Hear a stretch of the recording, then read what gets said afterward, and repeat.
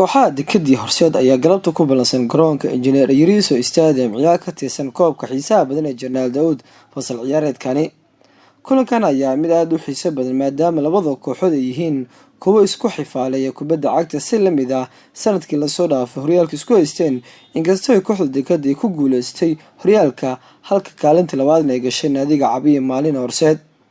kooxda Horseed sanadkii la soo dhaafay ayay iska xaadirisay finaalka koobka Janaal Daawud xilli laga gacan maroojiyo waxaana ka qaaday kooxda Muqdisho City Club. kulankii ugu dambeeyay ee labadani kooxood isku arkaan tartanka xiisaha badan ee koobka Janaal Daawud waxaa soo adkaatay naadiga Cabiya Maalin xilli rigoorooyin 4-5 ku adkaatay Horseed ciyaar markaas ku dhamaatay hal gool waqtiga caadi ahayd loona baahday in la aado rigoorooyin. ugu dambeynna Horseed ayaana kusoo baxday wareegga xiga ee tartanka Janaal Daawud.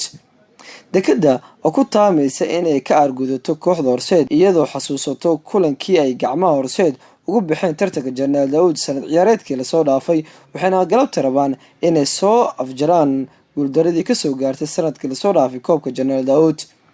wiilasha UCL dekada kulanka ugu dambeeyay waxay khasaarey 1-0 kala soo kulmeen kooxda Muqdisho City Club waxayna shiishka saarayaan inay helaan 3 dhibcood ugu horeysay koobka Janaal Daawud ee fasal ciyaareedkani.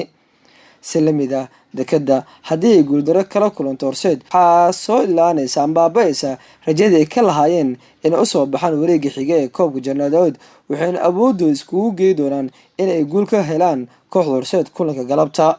naadiga Cabiya Maalin Horseed kulanka ugu dambeeyay waxay barbara gool la'aan la soo gashay kooxda Elman taasoo ka dhigan inay leedahay 1 dhibcood oo qura waxayna iyadana eegaysaa inay hesho 3 dhibcood ugu horeysay koobka Janaal Daawud. afartii kulan ugu dambeysay labadan kooxood isku arkaan horyaalka waxaa mid ka mid ah badisay naadiga Horseed halka 3 kulan kalena ay barbadhac ku kala bixeen labada dhinac. Tobar UCL ayaa ku taamay inuu kula guuleysto kooxda dekada koobka Janaal Daawud markii ugu horeysay taariikhda halka Macalin Cabdijoonna oo markii ugu dambeysay gacanta u soo galiyay kooxda Elman xilligaas oo macalin u ahaa balse sanadkan uu rabo Horseed inuu gacanta u galiyo.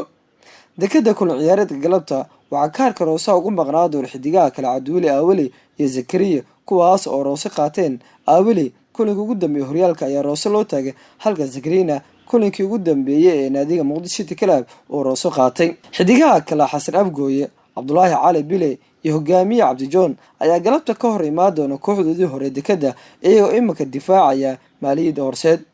dhankii Horseed waxaa galabta ka hor imaadona xidigeedii hore Cabdicasiis Maxamed Catoosh, Abaas Amiin Mohamed kuwaasoo imika galabta xiran naadiga dekada fanaanadeeda si lamida ka hor imaadona naadigoodii hore Cabiya Maalin Horseed.